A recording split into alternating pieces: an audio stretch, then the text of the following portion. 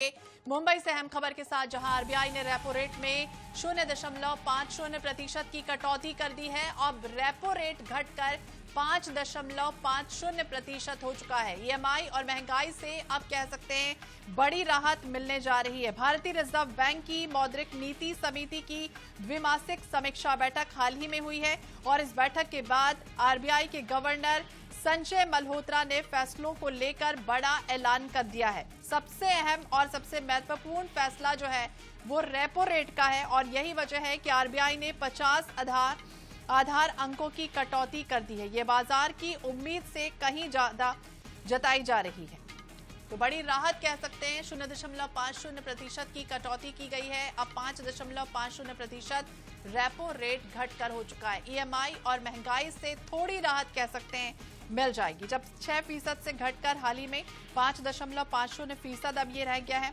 RBI के governor ने इसका ऐलान कर दिया गया और इस नीतिगत दर में ये लगातार कहा जा रहा है कि तीसरी बार ये कमी है और इसका सीधा असर होम लोन की ईएमआई पर पड़ता था, क्योंकि होम लोन की दरें रेपो रेट से जुड़ी होती हैं और इससे पहले फरवरी और अप्रैल की मौद्रिक नीति समीक्षा में भी आरबीआई ने रेपो रेट में 25-25 आधार अंकों की कमी की थी, जबकि इसके पहले 5 साल तक रेपो रेट में किसी भी तरह की कोई कमी नहीं की गई थी। तो अब ये बड़ा फैसला कह सकते हैं, बड़ा आदेश ये हुआ है जिसमें 100 आधार अंकों की कमी आ चुकी थी रेपो रेट में। इसका मतलब ये होता है कि आपके होम लोन की ब्याज दरों में भी इतनी कमी आ सकती है। Therefore, while price stability remains the focus of monetary policy, we are not oblivious to putting in place complementary monetary as well as credit policies and regulations that support growth and prosperity. Thank you. Namaskar. और ज्यादा जानकारी के लिए बात करेंगे स्पर्श शर्मा, हमारे सहयोगी हमारे साथ जुड़ गए हैं। स्पर्श, देखिए सीधे तौर पर कम ब्याज दर, इसका पॉजिटिव पहलू अगर हम देखें तो वो घर या फिर कार की जो बिक्री है उस पर पड़ता है। साथ ही साथ ये जो पूरी अर्थव्यवस्था है, इकोनॉमी है, उसमें लिक्विडिटी को बढ़ाकर ग्रोथ भी एक तरह से प्रदान करता है। स्पर्श, आप सुन पा रहे हैं? जी देखिए, बिल्कुल रेपो रेट में जो है 50 बेसिस पॉइंट की जो कमी है वो जो है की गई है आरबीआई के गवर्नर संजय मल्होत्रा के द्वारा, और इसका सीधे तौर पर असर अगर हम बात करते हैं तो आने वाले समय में लोगों की जेब पर जो है पड़ता हुआ नजर आएगा।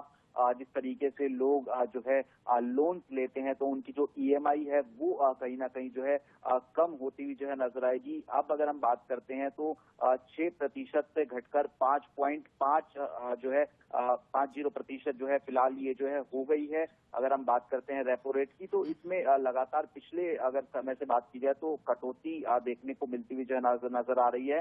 इससे पहले भी अगर हम बात करते हैं तो फरवरी 2025 में करीब 25 बेसिस पॉइंट की जो कमी है वो की गई थी। अप्रैल 2025 की बात की जाए तो फिर एक बार जो 25 बेसिस पॉइंट है उसकी कमी जो है की गई थी, और अब जो है 50 बेसिस पॉइंट की जब कमी की गई है तो 5.50% जो रेपो रेट है वो देखने को मिलती हुई जो है नजर आ रही है। साल 2025 में लगातार ये तीसरी जो कटौती है वो रेपो रेट पे जो है की गई है। हालांकि इसका कितना फायदा जो बैंक्स हैं या फिर जो लोन देने वाली एजेंसीज हैं वो सीधे तौर पर जनता की जेब तक पहुंचाती हुई जो है नजर आएंगी, ये महत्वपूर्ण रहेगा। लेकिन जिस तरीके से पिछले दिनों लगातार महंगाई जो है को लेकर सवालिया निशान खड़े होते हुए नजर आते थे, उसके बाद लगातार ये माना जा रहा था कि जो रेपो रेट की कटौती है वो देखने को मिलती हुई नजर आएगी, ताकि जीडीपी के भी आंकड़े जो है सुधरते हुए जो है नजर आए। और इसलिए हम देख रहे हैं कि लगातार 2025 में 3 बार जो है ये कटौती जो है की गई है।